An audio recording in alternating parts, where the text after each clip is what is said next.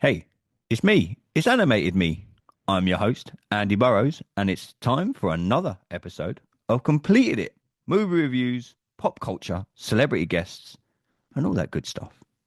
Oh, and my good friend over there, Sasha Alari, as my co-host.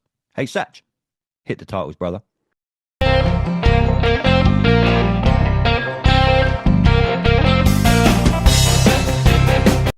Hey everybody, it's Monday. You know what that means. It's Marvelous Monday. I've even got the t-shirt now, just in case you keep forgetting. We're back for another episode of Marvelous Monday. I'm your host, Andy Burrows. And as you can see, he's back. The guru himself. We call him the Yoda of Completed It because what he doesn't know about the comic book world and pop culture isn't worth knowing. Neil, how are you, brother? I'm doing all right, sir. And yourself? I'm doing well. I've been at Watford Comic Con the last couple of days. My friend hanging out with the crew of the Alien movie. Good, So good. yeah, really, really good time. Really good time. And we are returning guest, a good friend of the show from the American Wife podcast. Tim, how are you, bro? I'm really good, thanks. Thanks for having me back. I'm really It's glad to good to be here. have you back, man. I'm sorry that you couldn't make the Thor Ragnarok episode that we've already recorded. I'm more sorry about I that because know. I was ready to convince you that this is I, one of the best. you might be pleasantly surprised when you see the Oh, I have to review. disagree, Tim. You might, yeah. Oh, Oh, see, mate. See, this is why, I feel outnumbered now. yeah. I've rewatched the review, so obviously we're doing Thor Ragnarok will be out soon. We've got that coming. You might be pleasantly surprised. But boys, entering the Marvel universe in Civil War for the first time, we saw a hmm certain Peter Parker, Mr. Mhm. Spider-Man hmm himself. Um, Tim, you are our guest and our illustrious co-host today. Thanks. Was it a pleasant surprise to see Spider-Man come into the Marvel universe? So we're here to talk about Homecoming, but before we get to that, finally seeing Spider-Man in the Marvel universe, bearing in mind the whole Sony, the Marvel, the rights, kind of like what Universal and the Hulk are. Yeah. Was it about time that it happened? And did you like the fact that we saw Spider-Man? Because you've got a story about how this all happened. Well, yeah. I mean, first of all, it was a good surprise, but it wasn't a surprise Hmm. because the way this happened was one of the most fascinating stories we'd had in that year of film. You know, the fact that there was a Seth Rogen film that caused North Korea to hack emails and distribute them, and then that led to people admitting that they weren't going to be bringing back Mr. Andrew Andrew Garfield, Garfield. and then they moved on. So we kind of knew that they were going to do something like this. They knew that they were having to partner up Marvel with Sony. I wish they'd kept that an actual secret because imagine if we'd been sat in the cinema, you're watching Civil War and you've got two of the best introductions of new characters that we've ever had, and if you hadn't known that was going to happen. So, there was another character introduced with Black Panther, Mhm. and you're like, okay, I didn't know what to expect from T'Challa. I love how he's introduced. But imagine if, Peter turning up and no one knew he was coming. That would have been the best moment. But even knowing it was coming, it was still one of the best things we've had up to that point. It was one of the highlights of the film. It was. It was. Neil, mentioning the Mhm. whole Sony and Disney thing, obviously we do this Yeah. every Monday and we're rewatching all of them on Disney Plus. hmm I had a brain fart and I thought, oh, I need to watch Homecoming again. And then suddenly realized as I'm sitting on the Disney Plus app, no, no, no, you've got no chance of watching this on Disney Plus. I had no hmm chance of watching it on Netflix. God bless Amazon, all three Spider-Man movies on Blu-ray for £10, which pleased my wife no end because the postman bought another Blu-ray. We all know how we love a Blu-ray on here. Neil, is there a time now that with Sony and Disney letting us have Spider-Man on our screens as part of the Marvel universe, Universal letting us have Hulk? Yeah, and I think me and Tim were talking just before we start recording. There is going to be a deal in place that Sony can eventually show the Spider-Man movies on Disney Plus. Is that something that just needs to happen now? Because if you are watching these in the kind of order that we're doing it, you need Homecoming on there, but obviously you can't show any Spider-Man movies on hmm Disney Plus. Is that something that you think will finally get resolved? I think the way everything's happening regarding like studios and rights and stuff, I think it's gonna happen sooner rather than later. I think we're in a position now. I think what prior to obviously we're not talking about them, but prior to this situation with Warner Brothers basically being up for sale, I think Sony were in they were in a they had the better hand Mm. because they own the rights to Spider-Man and they are leasing them to Marvel. And to be honest, I think Sony got really, really filled with false hope after the into the Spider-Verse movies with the Spider-Verse movies because they're so popular Okay. without having direct connections to the MCU Mm. that they're like, oh, we don't really need Marvel. But I think Kevin Feige and Bob Iger, I think they can see the finish line. And they're just like, look, Sony, we're better together than we are apart. You're gonna if these movies are on Disney Plus, Disney Plus is arguably it well like of every streaming service there is, Disney Plus has got to be what, top three? Mm. You got Netflix, Prime, Disney Plus. They're the top three. I Hmm. don't care what anybody else says. Of those three, Disney is the only one where what they have. Period. Point blank period. We're not in a position where you're gonna see oh, watch Gargoyles leaving soon. Mm. It stays there. Yeah, they're not going to do a Whereas, Netflix on us. Mm. yeah, whereas with Netflix and even Prime, certain things they pop up and then they disappear and they pop up and then they Yeah. But disappear. then you So go to the saying, States and the rights in the States for Netflix. I was over in the States in September and God mhm, bless their Netflix. My God, when yeah, I was up at 3 o'clock in the morning with jet lag because my body's 5 hours ahead, I was like, hmm holy shit, look what's on here. Why the hmm hell there's all this? Well, you can have this in this country and that. Come on, you guys are multi-billion pound companies. that's it. I mean, I travel quite often, and I tell you right now, I've been to several different countries and seen put on Netflix and seen what their library are. Mm. I've learned to say "Oh my God" in several different languages, Yeah, we are at the right? bottom. We are at the bottom of that pile in the UK. I think. hmm Like the whole of like the Supergirl. I love like Supergirl and DC. Pretty much the Yeah. whole DC back catalogue in America hmm on Netflix. Every Yeah. Superman movie, every Supergirl show, every like, you try and get that over here. You've got to spend 3.99 on Amazon Prime to get one episode, or hmm etc. etc. Right, Sky have got Supergirl, but yeah, Yep. for me, it is something that they do need to do hmm need to. Me and Sash spoke about last week on the channel. Now is the Warner hmm Brothers sell. Me and Yeah. Sash got into that, so it is an interesting topic of hmm discussion. But let's talk about Spider-Man: Homecoming. Yes, Neil, indeed. Tim, Yeah. this was released on July the 7th, hmm 2017, with a budget of 175 million. Lads, this movie grossed $880 million worldwide. Tim, Man. again, me and you were talking before we recorded. This is now peak Marvel. It don't get any better at this point in time. 2017. Neil always says to us how he is a Marvel original. Love the early Marvel hmm stuff. For me, this whole way through, apart from the odd drop here and there, this is now peak Marvel. Tim, adding Spider-Man to this and adding Spider-Man Homecoming to this, what Yeah. do you think this movie done for the MCU universe? That's an interesting question because I think this whole period, you could have imagined that Sony were going to be kept at arm's length, that Marvel would say, we're going to give you a hand, but we're not really going to tie you in. But actually, they do the exact opposite. They tie it into such a point that they kind of know Sony are not going to be able to do stuff with this without promoting us. But also, for Sony's help, it means Marvel aren't going to be able to promote, as we've just said, the whole MCU without pointing out you need to go and see Homecoming. hmm And so there's this synergy that is kind of unexpected that the partnership worked so much better. And I think we're getting to that point in the MCU where they know what the Infinity Saga is, they know what they're working towards, and the end goal is not that far off. That things have got to start becoming, solidified. If they're not set in rock now, they're not going to work. So that's why we get such a good Spider-Man. It's why we get such a good incorporation of Tony Stark. This is a really special one as well that they know we don't have to do what's been done before. that's exactly what Sony would have done if they'd done it on their own. They would have gone, oh, we need to Mm. remind everyone that this is a different Spider-Man. We need to tell them the whole origin Yeah, story here he again. is getting bit by a spider, and yeah, Mhm. yeah, I got it. Yeah. Mm. But we don't get any of that. And it's better for it.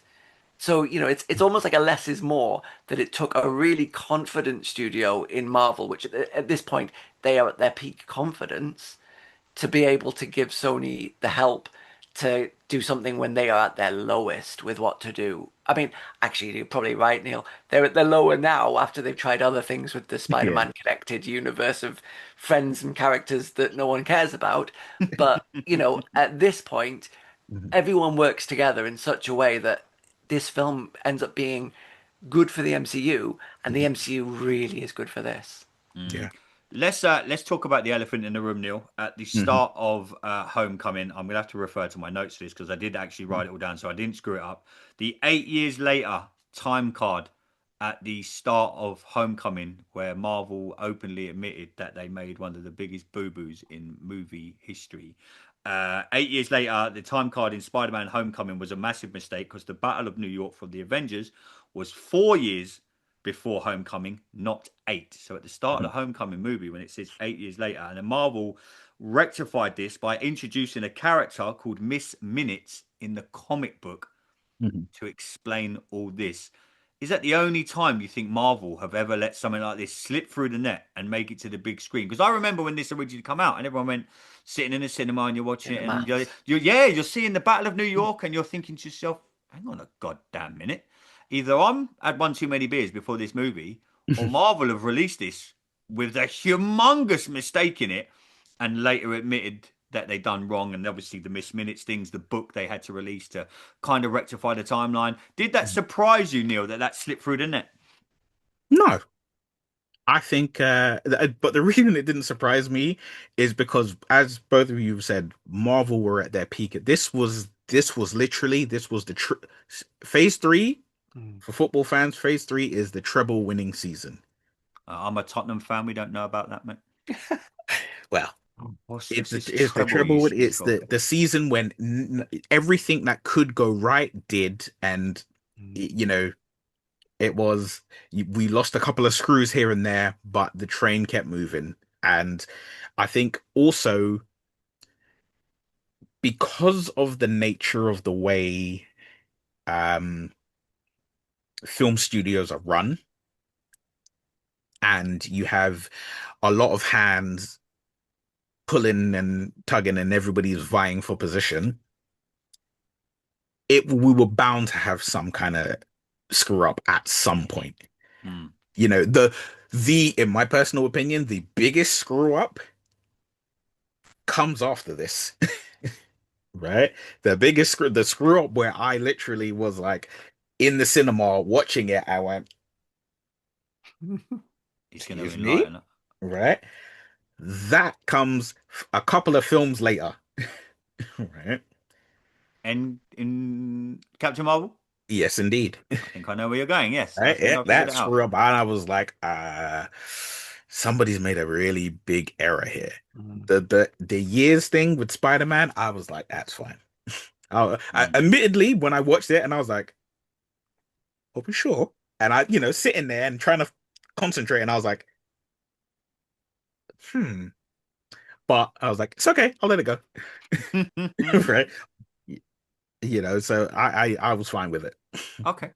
We in the films now as Mhm. well. We're looking ahead to Thor Ragnarok, where you had Kate Blanchett, Jeff Goldblum, Yep. Matt Damon. This Sam Homecoming, Neill. yeah, Homecoming. Mhm. We got one of the greatest ever. Michael Keaton was in a Mm. Marvel movie. I mean, Tim, he plays Vulture in Mm. Spider-Man: Homecoming. Mhm. How cool is it to see Michael Keaton in a Marvel film? It's it's cooler because he's actually a fully fleshed character as well. This Mm. isn't like a little cameo, and Yeah, he he's hasn't done a Matt not. Damon. He's not in it for 2 seconds like Thor Yeah, Ragnarok, etc. Yeah. but it's also not playing on a character that's meant to be anything like Batman. Weirdly, he's more like Birdman in this one. Um, Yeah. so, rather than them saying, "Oh, wouldn't it be funny if we took a dig at DC with someone who's a bit like Batman?" this character is miles away from that. Mhm. You know, a family man, and that being an important part of the story and how it develops. So it gives him something good to do. Mhm. And I don't think his career was at its peak at this point, really. Mhm. What had he done? The Founder, about Yeah. McDonald's. I mean, he hadn't really done a lot of interesting things around that time. So to join the MCU in a role that was juicier and more, what's the word? Deeper and more interesting than you might have thought. Yeah. Yeah, this More is a win. developed. Yeah, nicely developed, and it's a win for everyone. And yeah, I just thought, this is again showing they can get anyone they want right now. Neil, where did Tom Holland sit for you as Spider-Man? His first fully fledged movie as Spider-Man. Civil War played a I'm not going to call it a bit part character, but Yeah. I'm with Tim. I would have loved to have seen him as a surprise. The first fully fledged Tom Holland Spider-Man movie. Where did you sit with the whole Tom Holland going to be Spider-Man taking over from Andrew Garfield, etc., etc.? You know, they've had the bit. It's a kind. This kind of falls into the same genre as oh well, Christopher Reeve's always my Superman, or so and Mhm. so's always this character. My so Yeah. and Ben Affleck's always my Batman. Michael Keaton's always my Batman. Where does Tom Holland now? Because now I couldn't envision anyone else playing him now. I mean, we know we're getting another Spider-Man movie in 2026. No, 2027. I think we're getting another Spider-Man movie, right? I think it follows on for the next Avengers movie, something like that. I was reading. No, I think it's I Is it think before? 2026. It's before, right? It's It's before before. the. I think it's 2020. I think it's next It is year. yeah, they've 2026. swapped Yeah. it round now. Yeah, Ah, Yeah. so it's before the Avengers because the Avengers comes out in December, right? And I think Yes. Spider-Man comes out a few months. There we go. yeah. Where does Tom Holland sit for you? Are you now fully fledged? As in, I couldn't see anyone else playing him because I generally couldn't. I absolutely love him. For me, Mhm. might be a bit. He's my favorite Spider-Man. I think, in truth, I think it depends very much on when you started getting into Spider-Man. Mm. Because I think because if you like Sash, if you kind of got into Spider-Man really at the jump, then no one's going to be better than Tobey Maguire. Hmm. Tobey Maguire is a level of Spider-Man, but he's a Spider-Man for that kind of generation, that the Steve Ditko, the Todd McFarlane, that level of Spider-Man. He's that. The Andrew Garfield Spider-Man is kind of like if you kind of came into it with like the ultimate Spider-Man, right? Where it's like, yeah, he's a nerd, but he's a nerd in 2000, Mm. not a nerd in the 1980s or the 1990s. Um, but I think Tom Holland is my personal favorite. He's my personal favorite Spider-Man, but I think he's my personal favorite Spider-Man because he kind of, without trying, he takes specs from both live action Spider-Man as well as the comics and little pieces here and there that perfectly fit. But again, he does, especially for the first his first outing as Spider-Man and for the film Homecoming, he does have the luxury of playing opposite Robert Downey Jr. Mm. Oh, yeah. And it's so many little tiny details that add to the fact, well, you know what? I'm literally watching a child. Mm. Like Tom Holland is not a child, but at the time it's I'm watching a child playing a child, Mm. So there's that air of like, oh my God, I'm standing with the Avengers. Oh my God, that's Tony Stark, that's Iron Man. Whereas the other two didn't have that. They didn't have that luxury. So it was I'm Spider-Man alone. So there is no riffing back and forth off someone of other characters and other superheroes. It's like we are talking about Homecoming, so forgive me for bringing up Civil War, All but good. when he arrives and he's holding the shield and he's just like, "Hi guys," Mm. he doesn't know whether Mm. to salute Captain America, wave what, and he's just like, okay. And that awkwardness that comes with being a child surrounded by adults, and then you see him as Peter Parker, and he's there as Peter Parker with Ned, with I forget what her name is. Michelle. Um, not MJ, not Zendaya. The girl he's got a crush on. Liz. Liz, thank you. You know, you Because see him. Liz's dad Yeah, Liz's dad. is But Walter. it's but the fact is, you know, seeing Tom Holland be a teenager and riff off of all of these adults and all of these situations, I find it difficult to recreate Peter Parker. Mm. Like, yes, you were saying, you know, everyone has their Superman, everyone has their Batman, but there's a lot of debate. You can debate whether it's Nolan, sorry, you can debate whether it's Bale or whether it's Affleck or whether it's, you know, Keaton. You can debate whether it's Reeves or whether it's Cavill or something. You know, everyone has their thing. I don't If think you can anyone really ever debate. debates that it's not Christopher Reeves, we're going to have a fight. I mean, you say that, but We're going to have a fight. if you were born No, we're going to have a in fight. 2005, No, we're going to have a fight. you're not gonna be like Christopher Reeves. And I don't mean that from just the fact that the year you were born means that this is the Superman that you know. You could have been born in 2005 and watched those old Superman movies, Mm.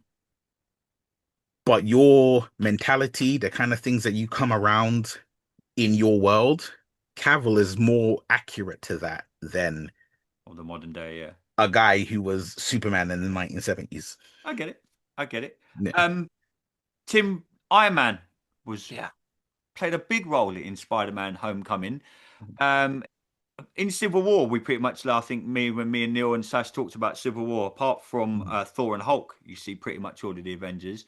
You go to Homecoming, you see not a lot of Iron Man, but enough for sprinkling of Iron Man. Were we More at a than you'd stage? expect. Yeah, more Yeah, than you'd expect. were we at a stage of Marvel now where they're like you said at the start, we kind of knew that Infinity War was around the corner. Yeah. So you couldn't.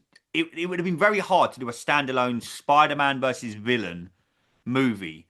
Was it good that they give us that sprinkling of because they used this movie to build the Spider-Man and Tony Stark relationship, and we all know where that went and what it become, and unfortunately how it ended. Was this a good starting point for them to go, hey, look, and we know it's a Spider-Man movie, but you know, here's Iron Man as well. I think there's two sides to this. I think it was really good because, like I said, it does tie it really well into the MCU, and it has that emotional payoff later that we've had Civil War, and we're like, okay, we need to understand more of how this works, more of how Tony's brought him into the Avengers world, and then you have the whole of Spider-Man, the idea of like, is he an Avenger? Isn't he an Avenger? You know, he's kind of working up towards being something more than he starts as. But at the same time, I think that they've set themselves a really odd path of now feeling like they can't do Spider-Man on his own. And he always seems to have like some kind of guardian, someone with him from, from the MCU otherwise in each of his installments from now on. And that's really sad because he's Parental now grown up. supervision required. Yeah, it's Mm. it's like why now? So it made sense here bringing him in, and it made sense tying that better into how Civil War came to be. Mhm. But at the same time, have they become too reliant on it, thinking that he can't hold his own film? I don't know. So I'm a bit gutted that they didn't set it on a path and then just got back into that idea. People coming back when needed, because now I just think they lean on that kind of idea, that dynamic. Like he needs a mentor, but he's such a distinctive character, and he used to be considered, the A tier of Marvel, and Mhm. now do people forget that that's what he is? I don't know, because Yeah. now they think Iron Man's the A tier in this film rather than, and Spider Man's then B tier in his own movie. That's a bit weird. Okay, interesting. Neil, you agree with that? I I don't think I do. Ooh, Oh, here we But go. I think you make a very, very, very valid point that, you know, they always kind of stick Spider-Man in the MCU with a mentor. But I think because of the way that, if we, you know, we're not trying to move ahead, but if we think of it from the point of view of his introduction in Civil War mm, to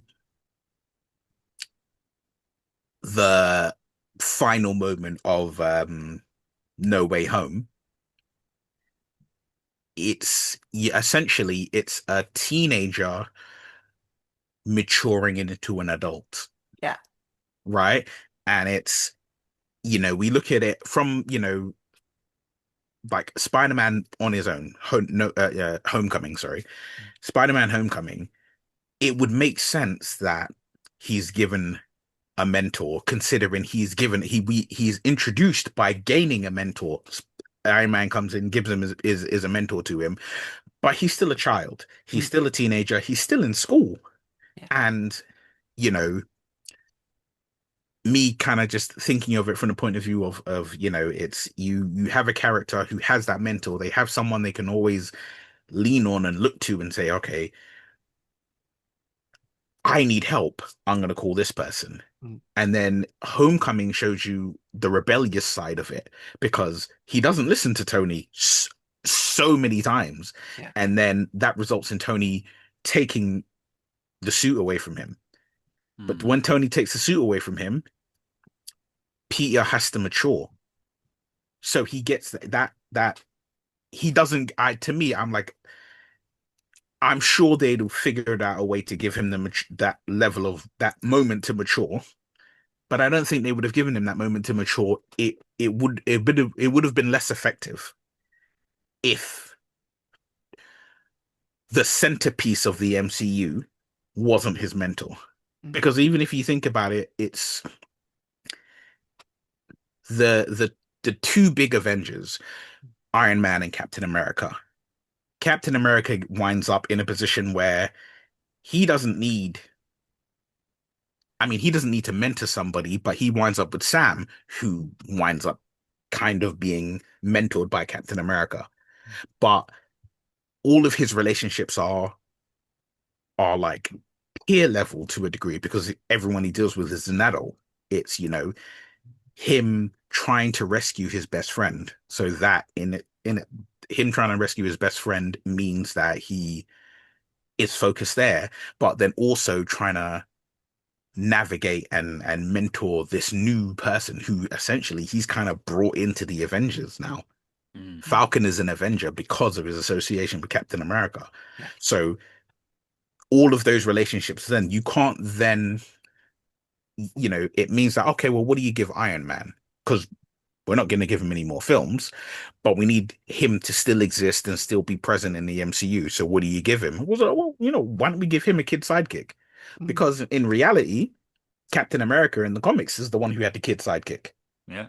So what if we switch it and we give Iron Man a kid sidekick? Okay, cool. Well, we need to give him a kid sidekick. Who can we give him? Well, the sidekick needs to kind of reflect the hero. So you need somebody smart. You need someone who's can deal with like, technology and whatnot. Who do we give him? I was like, you know what? Spider-Man.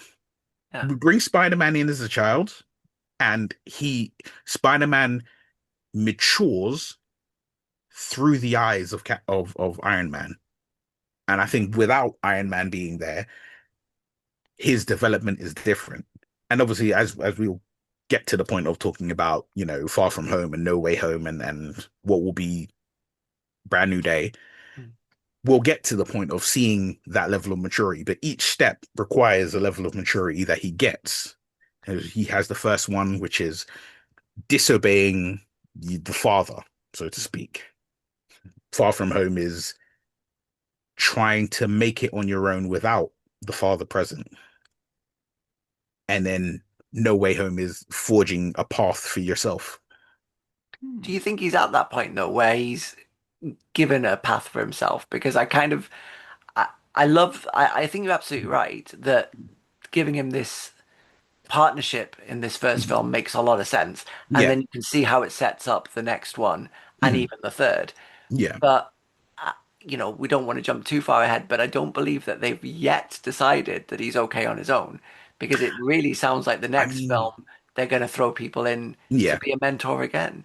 And it's like I can see the maturity developing through the three films. And Mhm. this is a perfect start. You're right, because Yeah.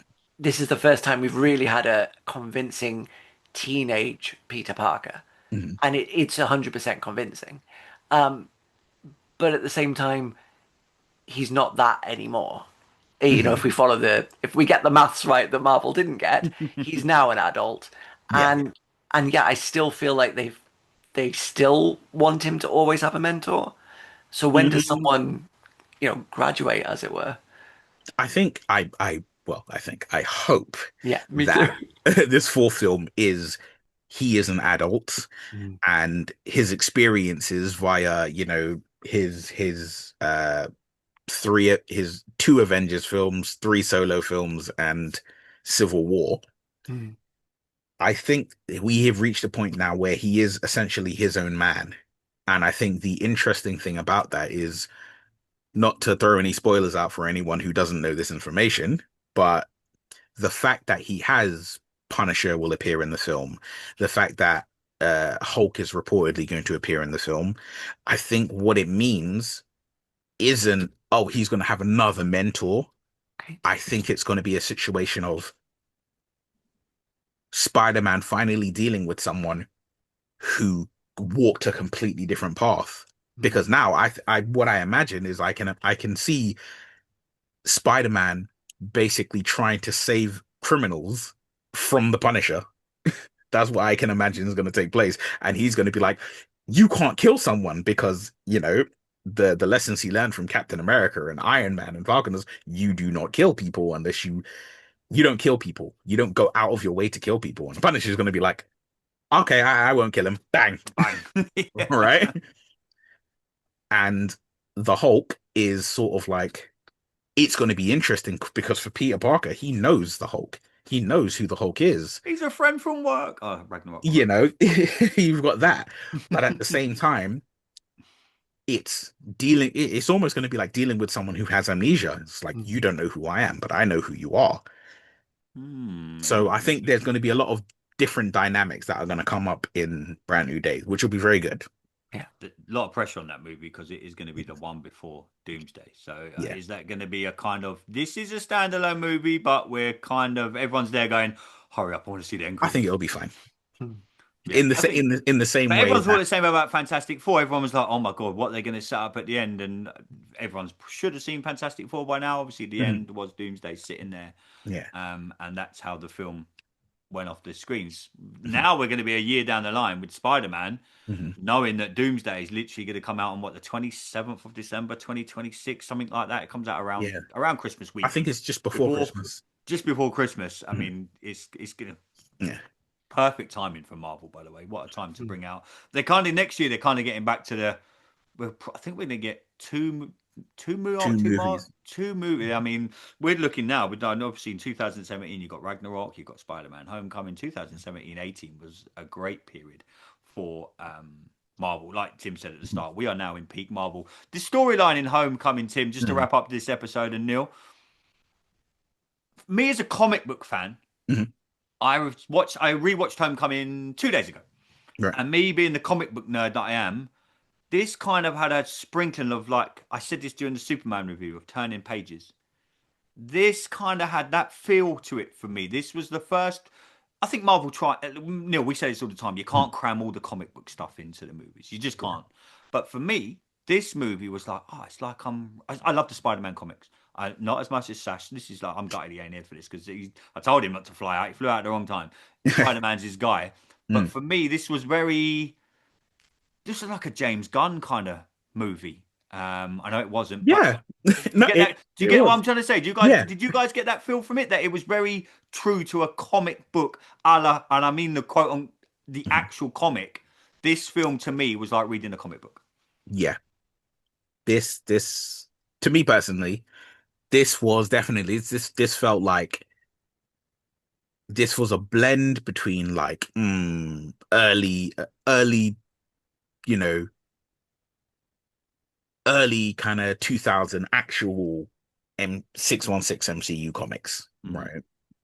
I mean they even went ahead and took panels from the comic and then put them in live action. The bit where he's buried under the rocks and that is a panel from the comics. And I was like, see what you did there. I'm impressed. I'm impressed. Yeah, yeah. you know, and it was just like reading a comic. But whereas my criticism of Superman was, Oh no. you know, this is like, We nearly you made know, it a whole episode. it's like, Superman, the essentially is like reading, it's like a comic book on screen, but it's like issue 7, volume, it's like volume 9, issue 7. So there's a lot of shit that you don't know that's already taken place. Whereas this felt like volume 4, issue 1. So you might not know certain things, but guess what? It's a brand new start. Mm. It's also kind of like it is just a few issues in, Mhm. but someone's told you What's the other happened stuff. before? Mhm. You've not necessarily read them, but Straight someone's in. given you the basics because we know that's what they've done. You know, we've got the Uncle Ben story in the past. We don't have to really touch on it. Mhm. We've got, how did he get his powers? We don't need to touch on it, Mhm. but they just go, yeah, yeah, yeah. Someone's already told you that story. Let's follow it on. And you're right. It's a really nice way of bringing the character, bringing us up to speed without actually pandering to people as if Yeah. we don't know anything. Mm. Yeah. This No. is this was one of the, I would say, one of the last times when, in a really excellent way, a film studio basically said to the audience, I know you're not stupid. Yeah. Mm. Yeah. Yeah. More film studios should do that. And Uh, so good. uh, Go on, go on, mate. well, I was thinking, I like the fact that we've just analyzed it as being well taken from the comics, but it's also like, because I come from a film studies background, and it's the fact that it's kind of the coming of age John Hughes film as well, that it's almost like they've taken the backbone of a John Hughes film Mhm. and pinned comic book things onto it. And what a great choice. But also, that's another not treating the audience stupid because what young, let's say at this point, teens in what was this, 2017? 17. So 2017. Yeah. yeah, what teenagers in 2017 come from a background of loving the John Hughes 80s films, Mm. but yet ones like ourselves, that's something we're familiar with. You've got your Breakfast Clubs and you've got your um I'm trying to think of all the Ah, rest. look at that. There you go. And these films are so classic to us, but also that does work really well. That's a timeless kind of blueprint for certain films that people don't realize are influencing the films that they watch now, but we do. Mhm. And yet, here it is in the clothes of a comic book film. Mm. So, what a really clever pairing as well that it works on a teen film level. Yeah. Mm. Yeah, no, I agree. Boys, just finally wrapping up this episode. Where does Spider-Man Homecoming for you, not in the MCU whole Infinity Saga, where does it rank in Spider-Man movies? Because I was thinking about this yesterday before we started recording this. I generally don't think there's a bad Spider-Man movie. It's not one where I sit and go, that was terrible, terrible. I don't think there's been bad-ish movies, but for Spider-Man as a whole, I think I both know which one you're going to name. But where does Homecoming sit? And then you can tell me which one. I think I already know what you're going to say. But where do you guys think this ranked in the whole Spider-Man? Well, could say Spider-Man universe. Mm, I think it's in the top 5. Okay. Need I ask which one you think is really bad?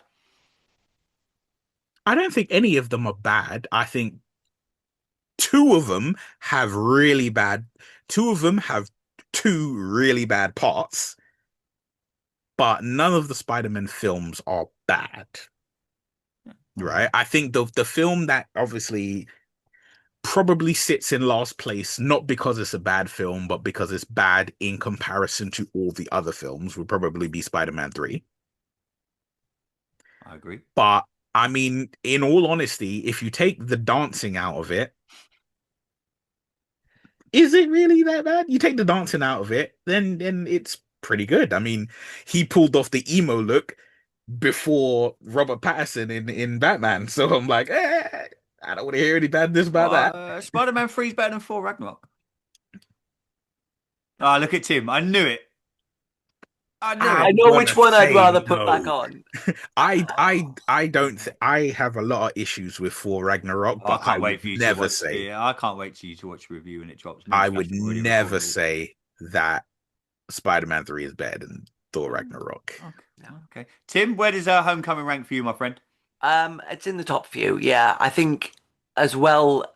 Sometimes you can ruin a film by what comes later if they don't work well with it, Mhm. or you can make a film better by what they do later with it. And this film, I don't think they've been able to do anything since then that kind of elevates it, but I think it's so good a start for bringing Spider-Man back and bringing him into the MCU and giving Tom Holland a good, like a real boost Mhm. of a start.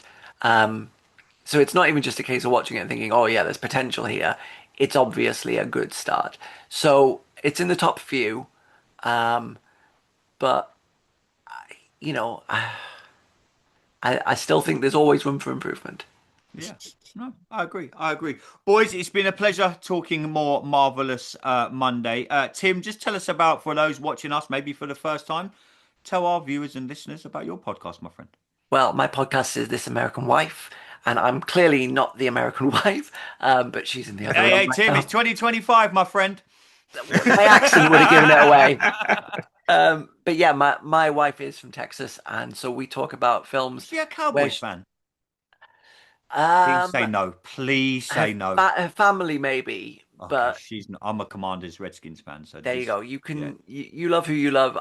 We don't care about sports as much as you do, Andy. I'm Oh, so okay. sorry. And guys, so just everyone from Texas, I know that it's Cowboys crazy. Yeah, but my wife often brings in her background when we talk about films and TV shows. They can hit us very differently. So we talk about all kinds of things that we've been watching, and I learn a thing or two pretty much every episode. Cool. Where can our people find you on social media, my friend?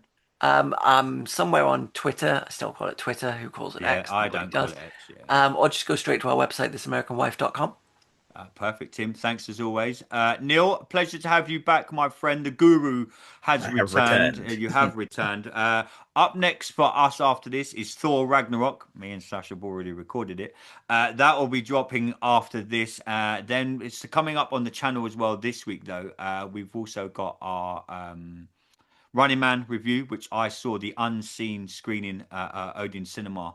I've Mhm. already seen Running Man, very good film, and we've also got Predator Badlands. Our review is going to drop for that. Mm. Nils, I know you've already seen it. Yeah. I'm going to go and watch it in about an hour's time from recording this, so Okay. I'll give you a shout when we're recording the review from that. Mhm. I've had mixed reviews from I've been scrolling through our WhatsApp chat, and Mhm. yeah, so yeah, mixed reviews. But anyone who wants to check us out, as always, go on to YouTube at Completed It Podcast is where you can find us. Completed It Pod on X, Twitter, whatever the hell you call it. I still call it Twitter, is where you can find us. But we'll be back later on in the week with more movie reviews, and of course, we'll be back next Monday with more Marvelous Monday. That is going to be in the dictionary by the time I die. But till next time, everybody, thanks for tuning in and stay safe.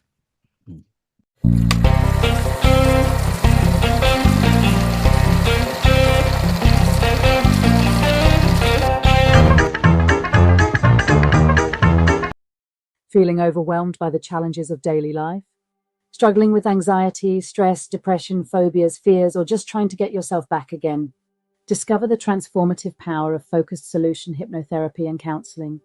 Through guided hypnotherapy, relaxation trance allows your subconscious mind to access your inner resources and strengths you didn't know you had. Book your free consultation today and let's start your journey together. For more information, please email Sharon at scm-therapy.me